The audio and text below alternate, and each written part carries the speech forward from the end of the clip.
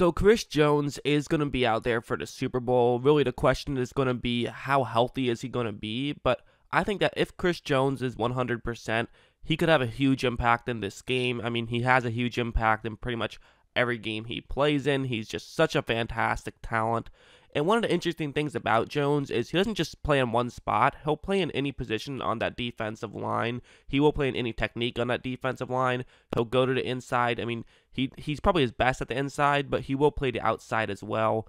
He's just a really talented player, and let's just jump into it, and we'll start things off with this play. So this is something that you almost have to avoid sometimes when going up against Chris Jones. What's going to happen is that the right tackle and the center are each going to block those two Kansas City players on the right side of the screen. Chris Jones is the one who is going to be getting blocked by the center. And then what they're going to do is have their right guard basically just, he's in zone. He's going to look around, see which guy is needing help some more, and then he helps out that guy. So if his center is struggling, then he runs over and blocks Jones. If his tackle is struggling, then he runs over and helps the tackle. Pretty simple. But if you look at Chris Jones, he's going to go for a swim move right here. And so basically for the guard, he's kind of just saying, okay, well, if I see you get beat right now when there's a swim move going over there. If he does pull out the swim move, then I'll run over, help you out, push him out of the way.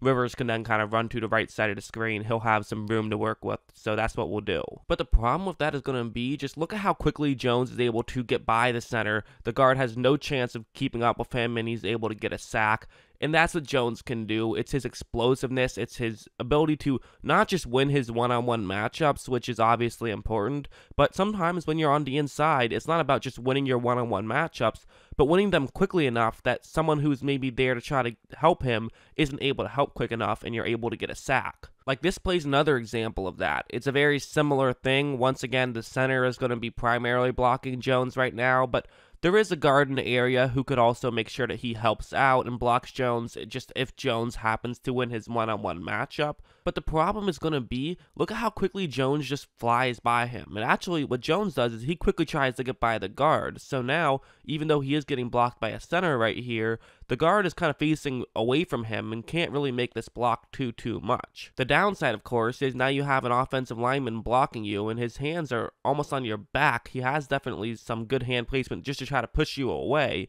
And for Jones, it's all going to come down to how strong is he, and will he get pushed out of the way, or will he be able to have the strength to not allow himself to get pushed and be able to run over and get to Tannehill?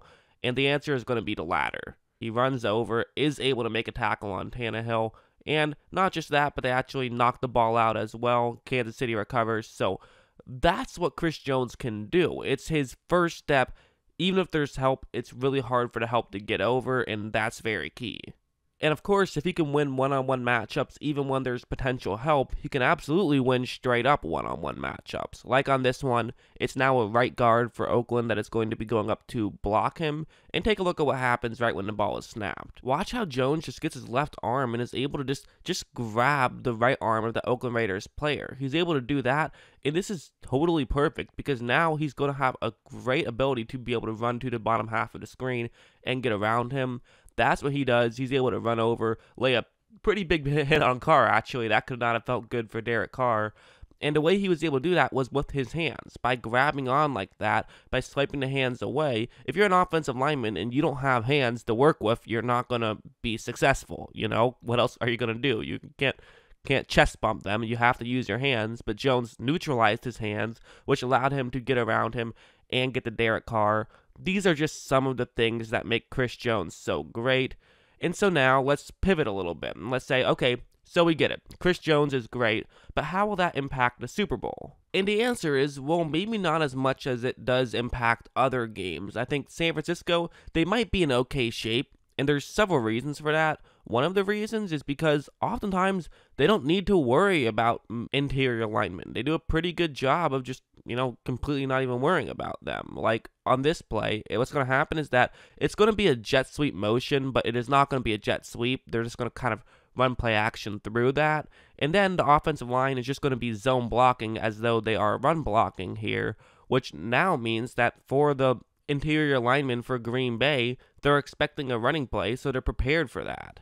after the ball is snapped, eventually an interior lineman is going to realize what's going on, and so now he's going to try to run over and get to Garoppolo, and nobody is blocking him, so you think this is a good situation, but it actually isn't, because there's just plenty of time now for Garoppolo to be able to make a throw. And of course, with his quick release, I mean, for Green Bay, it's like, okay, you were never going to get a sack on that play, basically. So even if it's Chris Jones, I mean, even if it's Chris Jones and Aaron Donald in the middle of the field, they're not going to be able to get a sack because just the play concept was good enough that the interior linemen weren't really going to hurt the 49ers on that play. And it isn't just that, it's also with plays that I kind of talked about earlier a little bit. Like on this one, what's going to happen is that the right guard and the left guard are both going to be assigned to block those two interior linemen, and then the center is basically, he has the opportunity here to run over and block whichever one he chooses. Whoever is getting beat worse, that's where he's going to run over. Obviously, the exception would be if a guard is losing their matchup sort of away from the center, then you would just go over and block the other guy. And of course, part of the reason you do this as well is if there is a blitz and somebody runs over closer to where the center is at, then he can make a block. Or if there's some sort of a twist, then he can make a block. So there's a lot of reasons why you do this, but one of the key reasons you do it is because of just who you have in terms of your talent. Weston Richburg was their center for a large part of this season. However, he actually went down with an injury, which meant that now Ben Garland has now been the guy that's been their center. And so typically you think, okay, this is a very bad situation. We've lost an offensive lineman. That's not very good. However, Garland has actually kind of stepped it up. Richburg is a pretty good player, definitely, but Garland's played very well himself, and one of the things that Garland does really well is the way that when he is just sort of the zone guy, he does a very good job of quickly realizing who needs help and getting over to help them. Like, watch, as you see right here, Mike Person is probably the guy who should be getting some help right here. I mean, it's not a disaster situation, but definitely the Green Bay Packers defensive lineman is further to the middle of the field than Person is. So definitely without a doubt, in theory, you'd want your center to be going over there and helping him. But obviously, if you look at Garland, he is currently a little bit over to the left guard, which is Laken Tomlinson. And so that's basically the thought here is, can Garland get over and make sure that he's helping out Person on this one? But that's going to be exactly what he does. He's able to realize what's going on, quickly get over, and that's what I really like about Garland. That's something that I think is definitely a key in this game, is the fact that Garland can get over and help. And so, yeah, without a doubt, Chris Jones is very quick, so it's going to be tough to help him. At the same time, Garland's pretty quick himself, so it's not going to be a dominating matchup by any means, I wouldn't think at least. That being said, the one way I could see Kansas City having some success is showing blitz. Have a lot of guys on the line, have a lot of guys who could potentially be making blocks here, because if the offensive line thinks that there's a blitz, or if there actually is a blitz, what that does is gives you a lot of one-on-one matchups. Like on this play, there's basically 6 Green Bay Packers who could potentially be rushing the passer right here, and so since San Francisco has a tight end in the game in George Kittle, basically the idea is that, okay, everyone, you're basically assigned with those guys right there. That's what you're supposed to do. This makes sense as nobody will get free to Garoppolo completely untouched, but the downside is now basically you have a center with a one-on-one matchup, and that's never a good situation. It usually isn't, at least. And it's especially not a good one-on-one matchup when you're going up against Kenny Clark, one of the better interior linemen in the NFL.